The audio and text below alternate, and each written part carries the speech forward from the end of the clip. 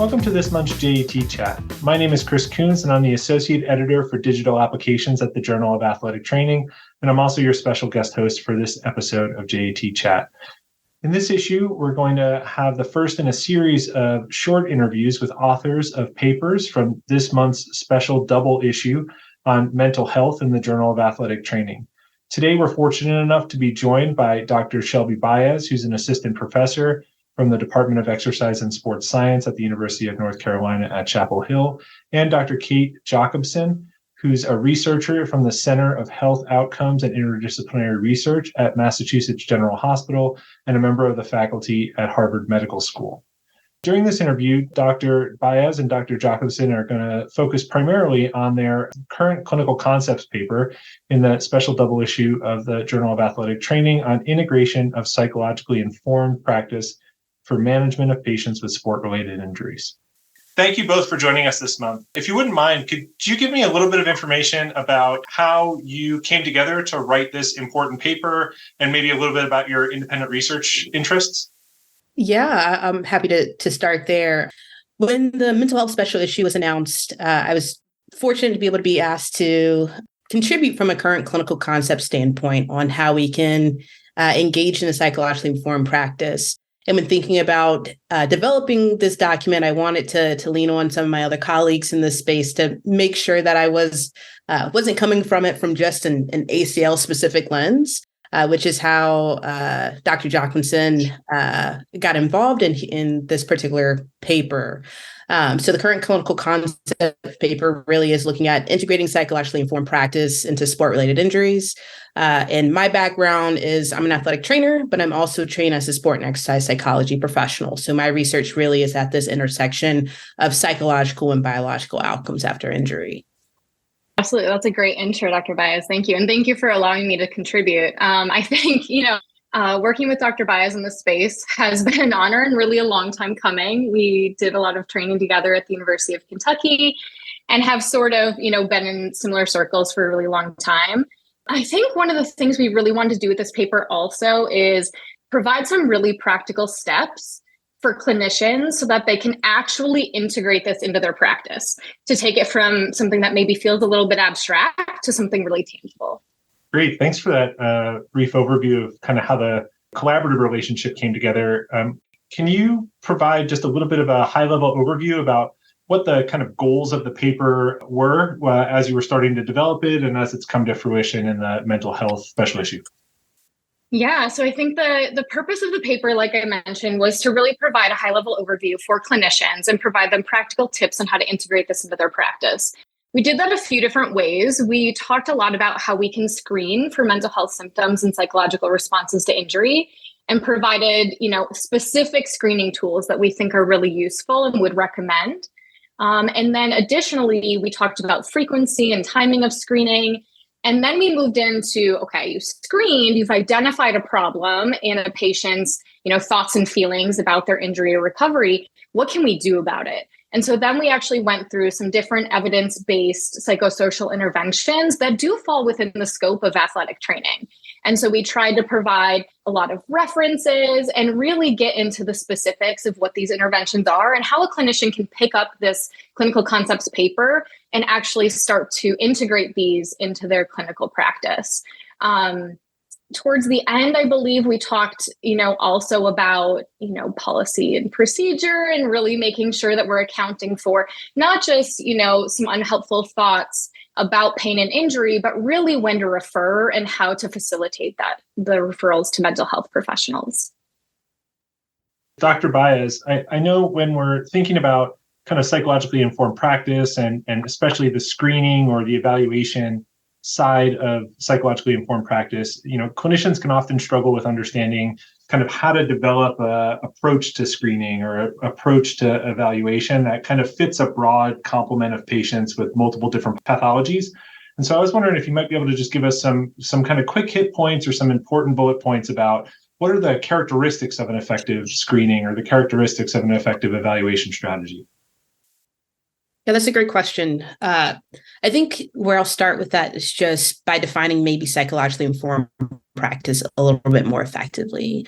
So when we say this term psychologically informed practice, it's meaning to incorporate the patient's beliefs, attitudes, and emotions into the management of the patient based on biopsychosocial models. So when thinking about that and thinking about our screening, it means we need to include biological screening, psychological screening, as well as social screening. The other piece here is that psychologically informed practice doesn't mean that an athletic trainer or a rehab specialist has to become a psychologist or vice versa. It's a balance between the traditional musculoskeletal rehabilitation and evaluation that we do on the day-to-day with the integration of the different psychosocial techniques that Dr. Jochimsen mentioned previously that are within the scope of our practice. Now, from a screening standpoint, I think there's a lot of different ways you can go. We often recommend screening patients at major clinical time points. So I'll use ACL as an example. We often see potentially pre-surgery, 3 months, 6 months, and prior to clearance to return to sport as potentially some major times to screen for potentially general mental health symptoms, psychological readiness, and potentially some sort of concept related to pain, maybe like pain catastrophizing behaviors.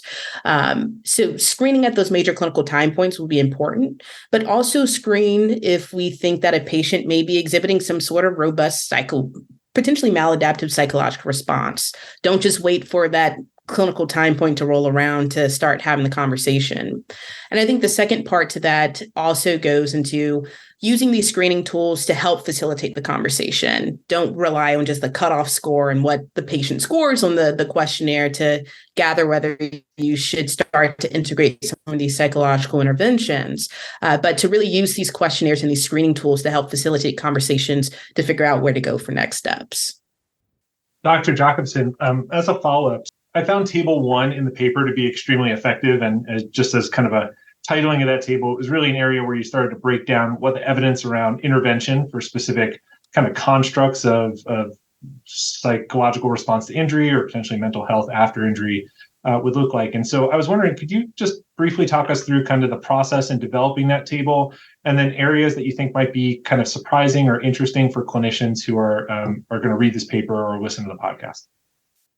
Yeah, absolutely, Chris. I think the thing that is really important here for clinicians, at least this was really helpful for me when I started integrating this into my practice, is to think about, are the unhelpful thoughts and feelings related to the injury or the presenting problem? If yes, then that's really important, because the thoughts and feelings that your patient has are going to be related to their help seeking and health related behaviors, and also they're modifiable. So we're talking about interventions, right? How do we come to these different interventions that we suggest in the paper? And we came to them based on the evidence. So we really looked through to see, okay, what interventions can we integrate into psychologically informed practice, and what is the evidence available to support that intervention?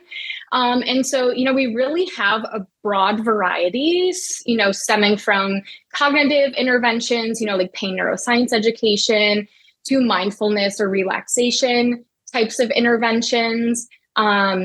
And then some behavioral interventions, like goal setting, we can try to modify behavior. And so I think the thing that's going to be maybe surprising to people is really how simple some of these interventions are. Once you become comfortable with them, teaching someone diaphragmatic breathing or taking a few minutes to goal set, they can be really effective, and they don't take a lot of time.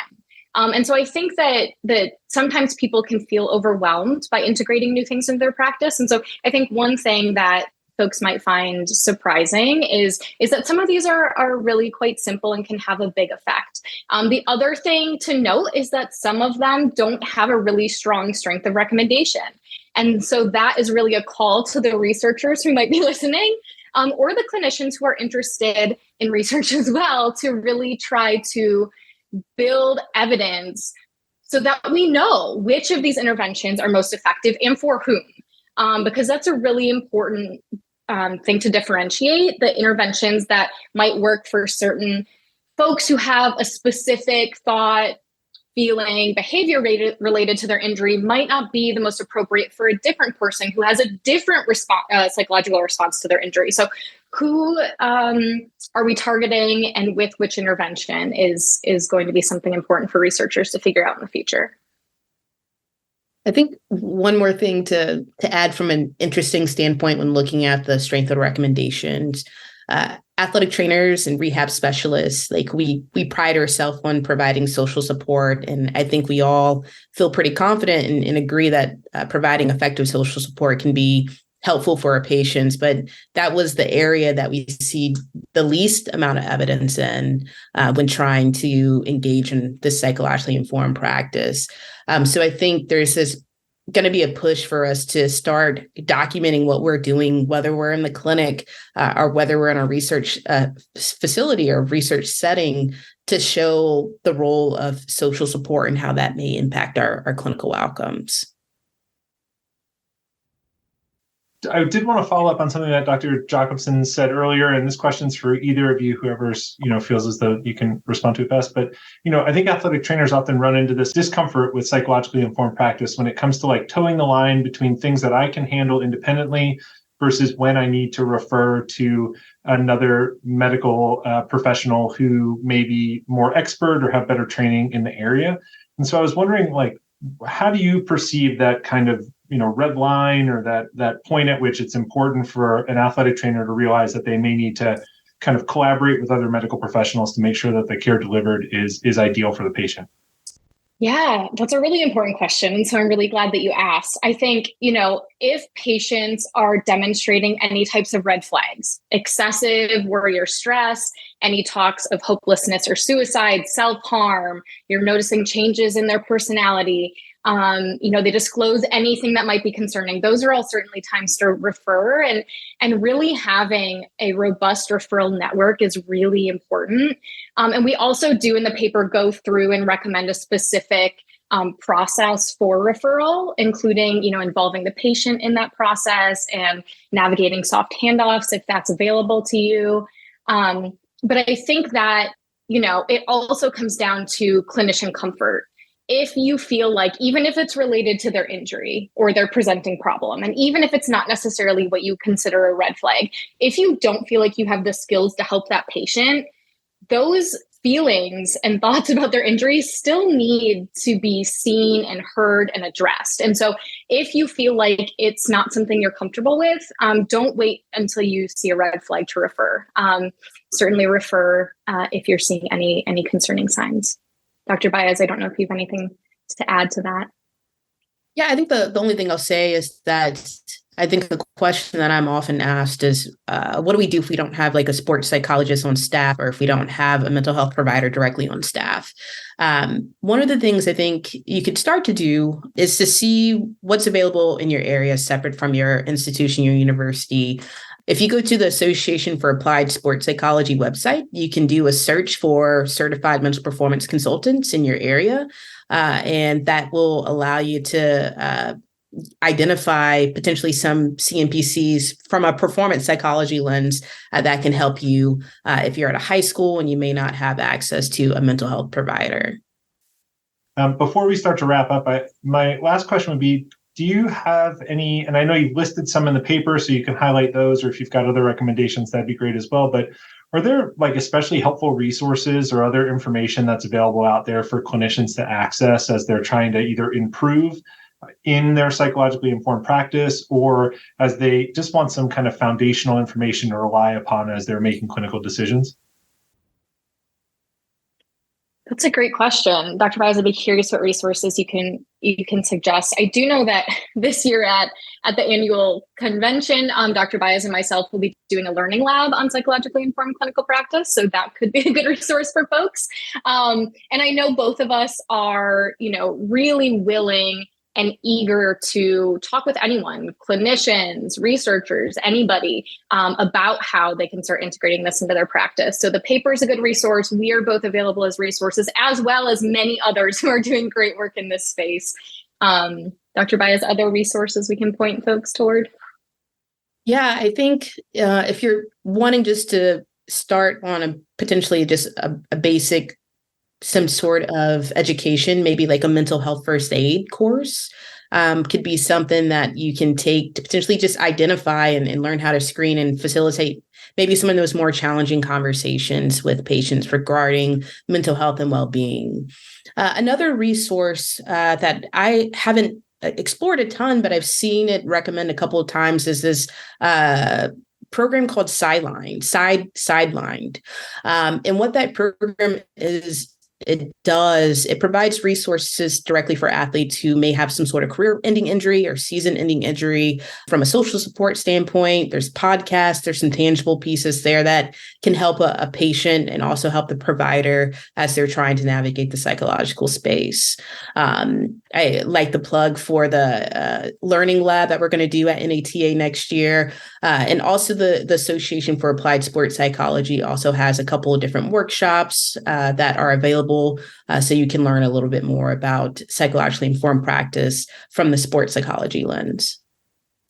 Yeah, that's a great list. And I also know that this month's double issue of the Journal of Athletic Training has a few other clinical concepts papers and editorials and review papers that provide some other recommendations for resources or for places that clinicians might be able to look for help in their local kind of setting, whatever that might be.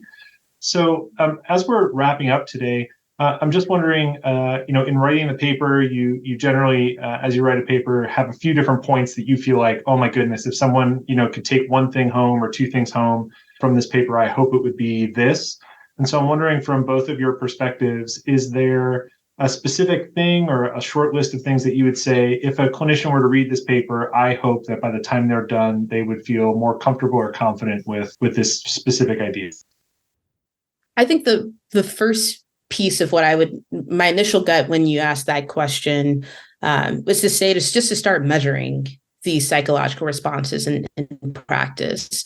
Even if you don't necessarily feel confident with intervening, I think starting to measure it and starting to have the conversation is something that I hope that clinicians and providers can get from the paper. We provide a couple of different recommendations on patient-reported outcomes that can be integrated into clinical practice. And I think at the very bare minimum of what I would hope a provider gets from this is to start integrating these different PROs into practice. Yeah, I love that, Dr. Baez. I'll echo that. I think that starting the conversation will help to reduce the stigma. So it's really step one. Start having that conversation with your patients and your athletes and your colleagues. And by starting to measure, that's one way of starting the conversation, right? So it can help to reduce stigma. I think one takeaway I hope people get is really to just kind of start small and start where they are. Pick one or two things that you can tangibly do, learn, reach out, use resources, add them to your toolbox. And the other thing that I think is really important, and I honestly can't remember how much we talked about it, but I think will resonate with clinicians, is being conscious of the language that they're using and really shifting away from pathway anatomic descriptions of pain and injury can really go a long way in terms of getting buy-in from your patients and really helping to improve their confidence when they have a better understanding of pain in general. And so those would be my takeaways that I hope people grab from this paper. Well, I'd like to thank both of you very much for taking the time to participate in today's podcast. I really appreciate it. And even more than that, taking the time to put together the great resource that you've put together for the special issue on mental health. I think it's a great resource. And I like the fact that it doesn't just limit itself to a single patient population or a single pathology, but it's more a broad resource for psychologically informed practice for athletic trainers. And so I think that's great. With that, I'd like to wrap up today's podcast by just reminding everyone that the Journal of Athletic Training is supported by the National Athletic Trainers Association, and that this month's double issue on mental health is available now. And with that, I'd like to say thank you very much for your time, and I hope you have a very happy holiday.